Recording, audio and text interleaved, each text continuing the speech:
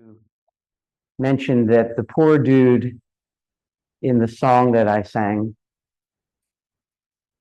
has a good heart, and he has good intentions, but his way of life is so future oriented toward the destination of nirvana that he is rarely present. So he suffers from identification with something that doesn't exist, which is the future. The future comes, it's now. When we reflect on the beauty of our past, we reflect on it now. And so he's missing life, but it can change at any time. Speaking from experience, there's always epiphanies, there's always grace, there's always mystery, and there's always a sense of humor. I wanted to offer that song because we are we are full of smiles and laughter ready to happen. And sometimes in the spiritual setting, there's a tendency to have a seriousness develop that need not exist. Sincerity, honesty, openness, compassion, all here. But sometimes life is really funny, and it's a tremendous gift to smile. In fact, the very first mindful practice I'll offer to you, that's a favorite with the kids, I will give to you now, and it includes a smile.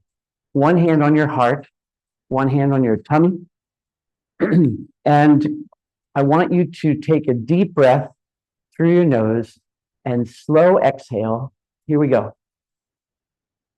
And sigh. You're very good at that. And we sigh anyway. But when you sigh, do it again. Smile as you sigh.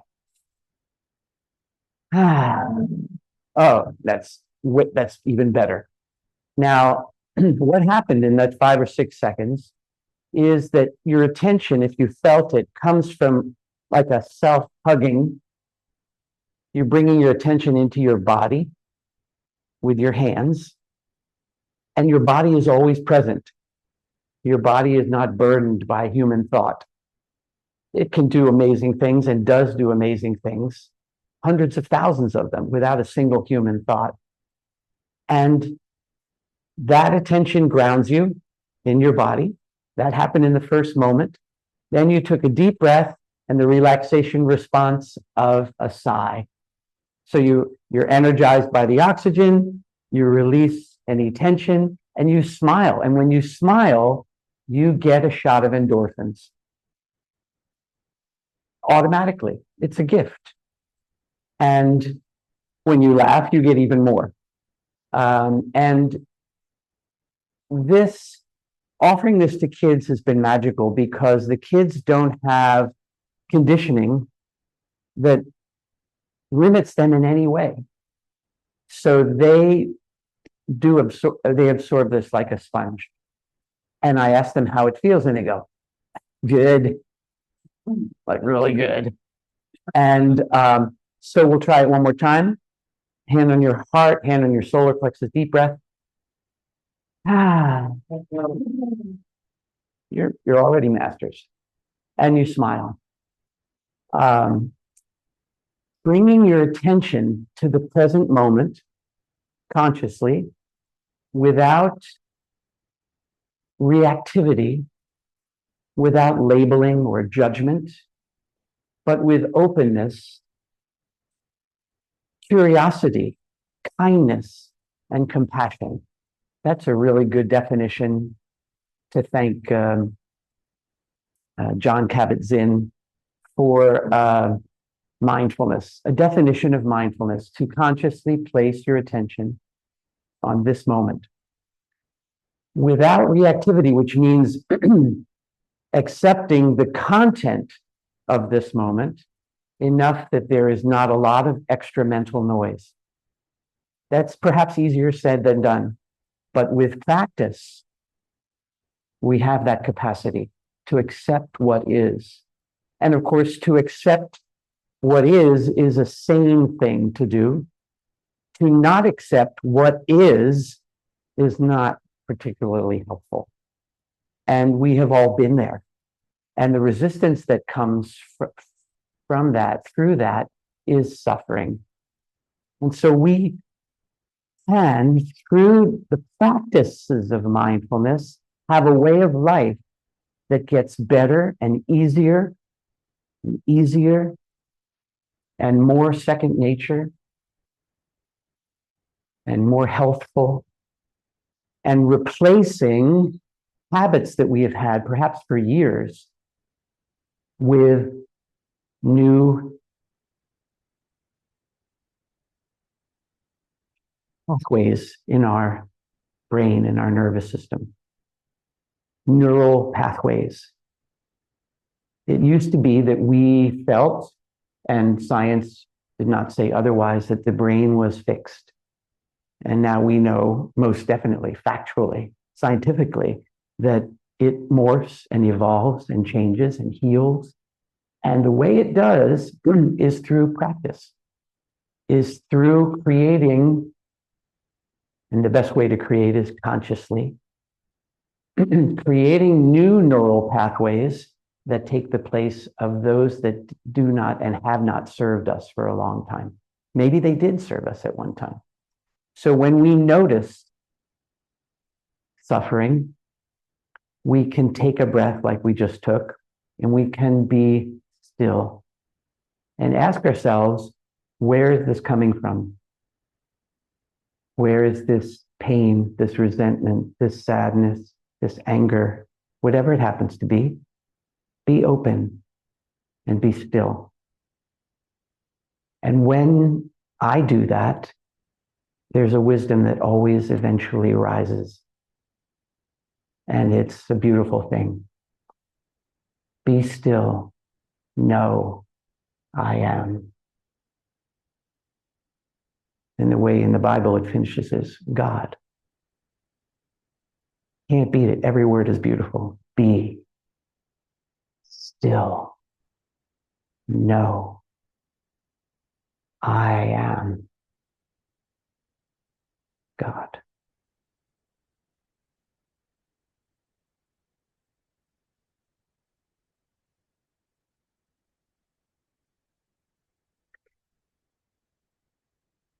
You're also very good at stillness. Don't lose sight of how good you are. The stillness in the room resonates with the stillness that we are inside. Paying attention to silence is a mindful practice. It sounds silly, and the kids that I work with look at me quizzically, saying, "What? Pay attention to silence?" Because, of course, they're right, there's nothing there. But because there's no content, the mind will automatically become more still. And sometimes it will stop thinking. Could I, because I'm curious, see a show of hands for anyone who is aware of an experience in this incarnation where you were not thinking? Now, it happens, but being aware of it is something different. Could I see a show of hands? I appreciate both the hands up and the hands down, because openness and honesty can't beat it. My experience with it was quite amazing. I had just met who it is that I'm married to. We were at a retreat, and there was a lot to be thinking about because I was really attracted to this soul. And we were not far in Valley Green, where the Wissahickon runs down, and we had walked and hiked up to a spot that was very still. And we were told, go into the woods and sit. I'll whistle for everybody, and you come back and share your thoughts. That was the only instruction. So I went, I sat down, and it was so beautiful. There was just green and blue sky and little animals and birds and the sound of children way down below next to the stream, walking on the trail. And as I sat there,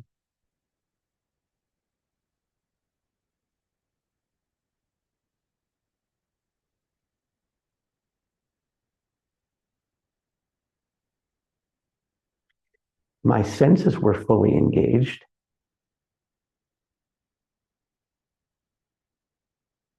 There was a sense of fullness, wholeness. Looking back, I can't tell whether it was the beauty on the outside or the wholeness on the inside that was being recognized. But I stood up when I heard the whistle, and I walked back to everyone, and everyone was sharing their thoughts. And I realized that for 20 minutes, I hadn't had a single thought. And I was aware of it. And that was the first time for me.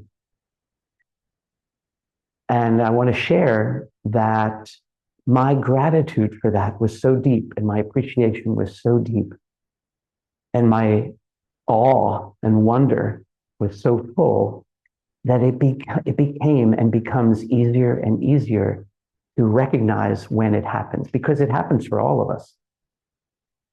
The space, the gap between our thoughts is not particularly memorable for the thinking mind because there's no content, right? So why would we, but it's beautiful.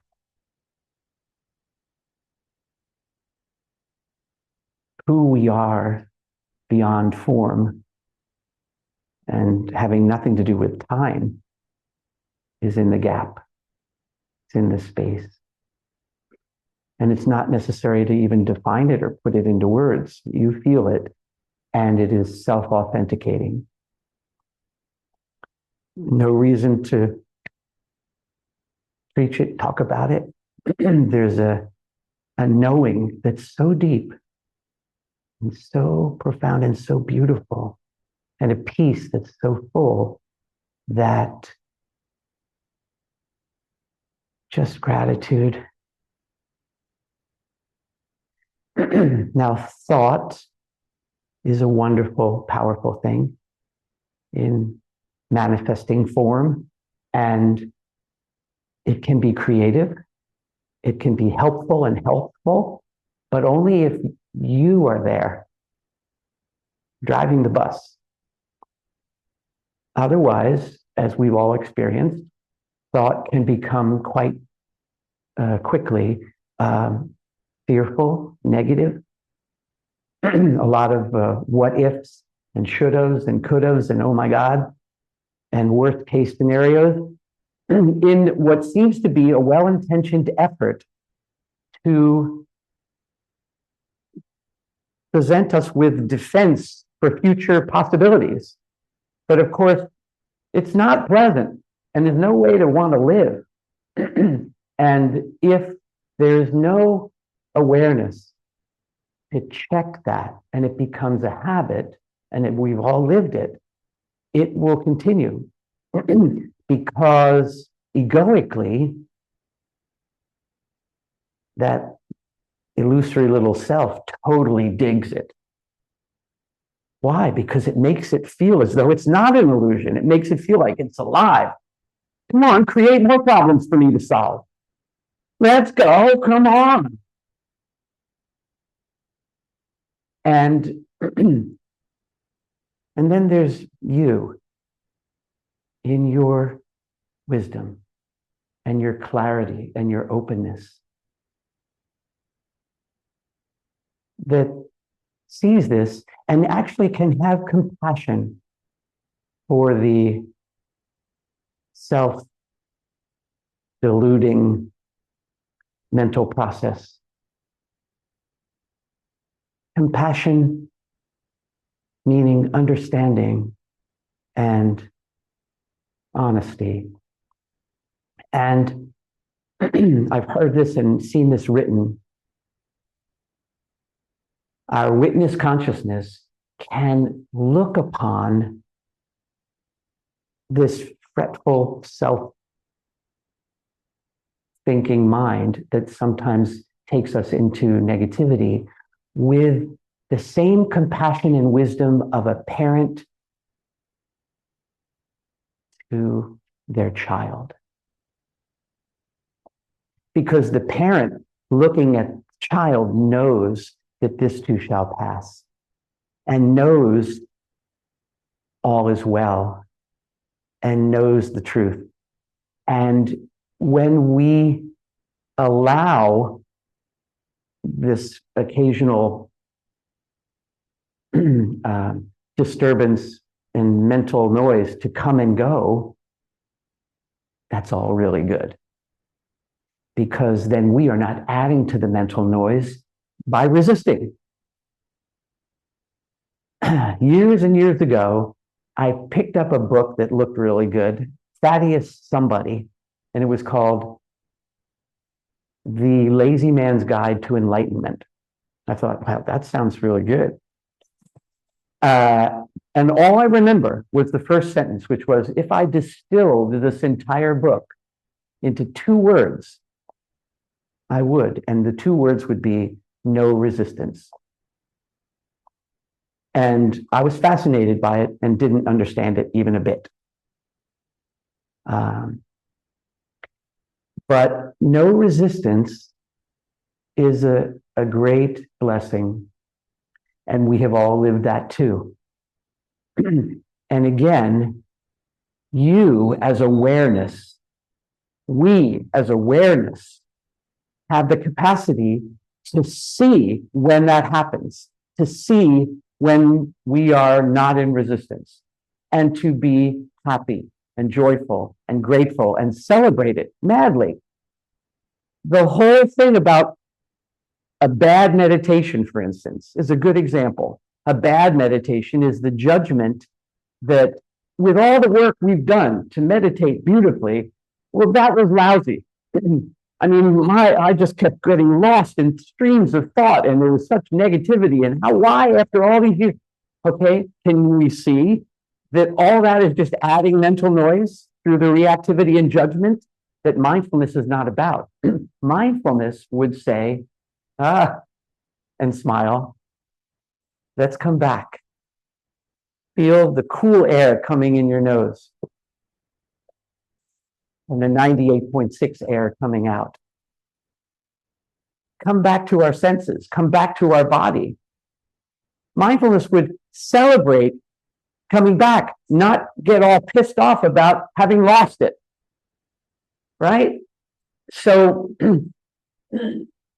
every one of these beautiful experiences creates the neural pathways that we would love to have that make presence easier and easier. Divine presence. The only life that's real and not conceptual. The only life that's real. I always end up bringing Shanji, Swamiji, who was one of my teachers and great friends, who came to Circle once or twice, called Hannelore wonderful and spooky. Hannelore, you know, he would say. He would say things like, clouds come and go in the sky, but the blueness of the sky remains ever intact. And then he'd look you right in the eye and he'd say, you are that blueness. You are that blueness, which never changes. And we would sit and try to understand that with the thinking mind. And we would get a headache, as beautiful as it sounds. But seeds are planted and they flower. and every day I'm grateful. He would say, what is real? And we go, oh, does he want us to answer? No, I really want to know, what is the problem? What is real? And since we couldn't answer, he'd say, what is reality is what is lasting. What is eternal, timeless, changeless. And then we'd be trying to find something like that. What is he talking about? It sounds true. What is changeless is this moment.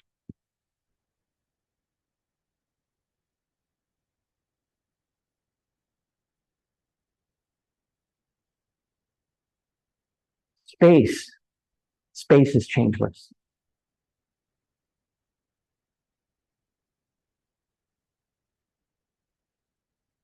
You,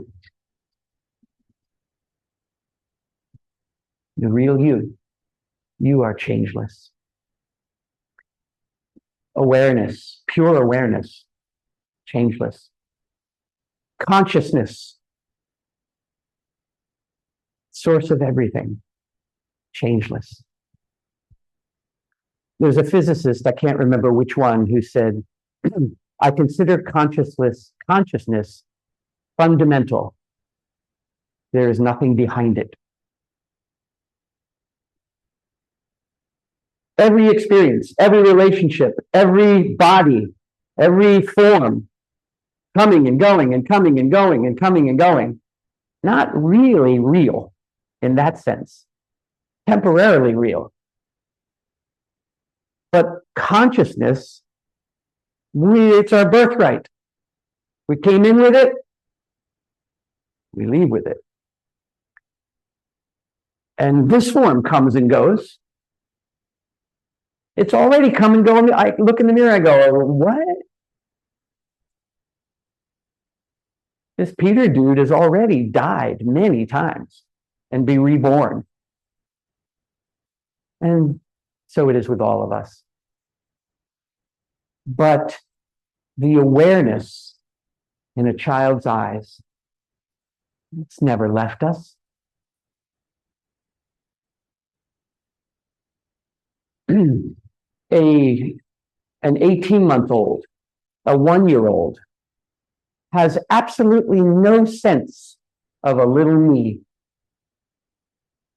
hasn't developed an ego. That hasn't left us. It's just covered over by a lot of stuff. One time I was having an inguinal hernia repaired, and they had me under twilight anesthesia. So I was lying looking at the process in the lamp above the operating table. I mean, it was fascinating. I've shared this. I said, that guy is going to be steel belted. And look, it's just so graceful how he threads. And not only did I not feel any pain, but for whatever length of time there was there, I was not there. I was not the least bit involved in any of it. And I have since researched it and found that there are areas of the brain that are scientifically called non-self-referential. Non-self-referential areas of our brain. We're already wired to know selflessness. And every time we love, there it is. Because there are two, but there are not two.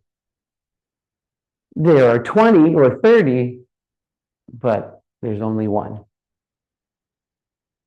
Because the forms are all great, the individual identities, rich in experience and all, but there's just love. And every parent knows it. Everyone who appreciates nature knows it. We lose ourselves beautifully all the time And now we can be mindfully aware of it and grateful for it. Here's one I work with the kids. Take your hand, put it up, please. You can pinch the 4 fingers against your thumb. Let's say, I am peaceful, like this. I am peaceful. Deep breath through your nose. I am peaceful. And I'd say, awesome. Oh, wait, kids, say, I am awesome. I am awesome. Deep breath. I am awesome. They get to be so awesome, they can do it with 10 fingers. And what's happening here? They may have had some fearful thought. They may be nervous about this or that, but now they're reciting an affirmation that they're choosing. Their attention is on their body, on their fingers, and it takes some fine motor skill to do that.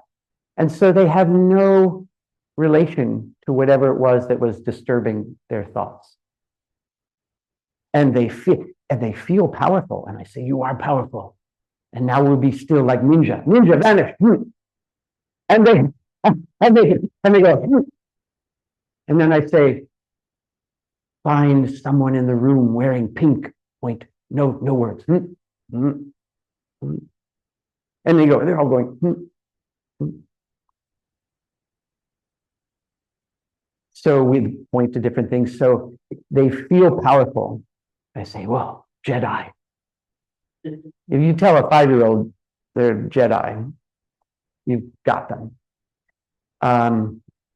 So even though we are conditioned by many experiences over decades, all of us here, this moment is always fresh.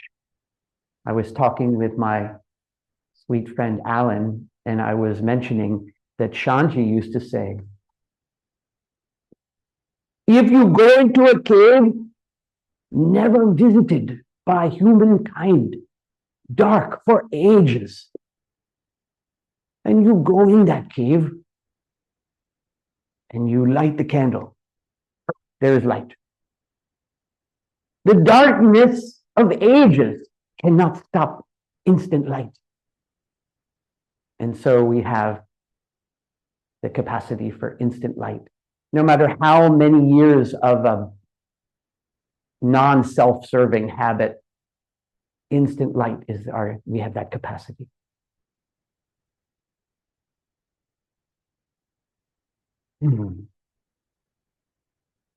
They like the elevator breath.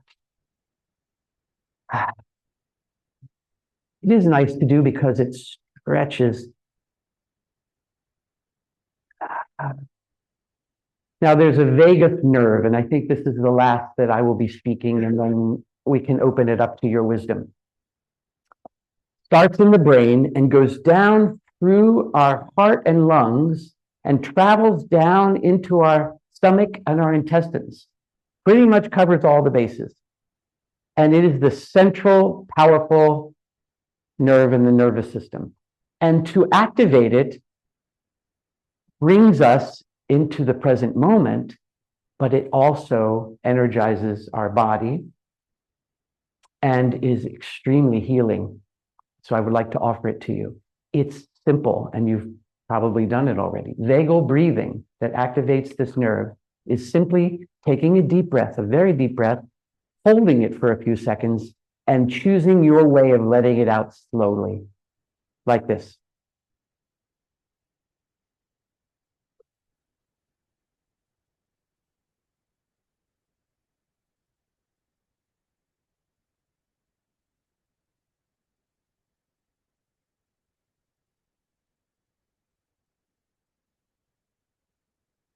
Kids enjoy the Darth Vader version, which is this.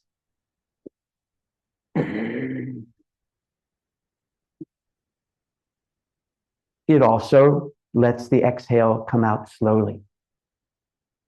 And they love it. And I'm so blessed to be in a position to give them this in their formative years.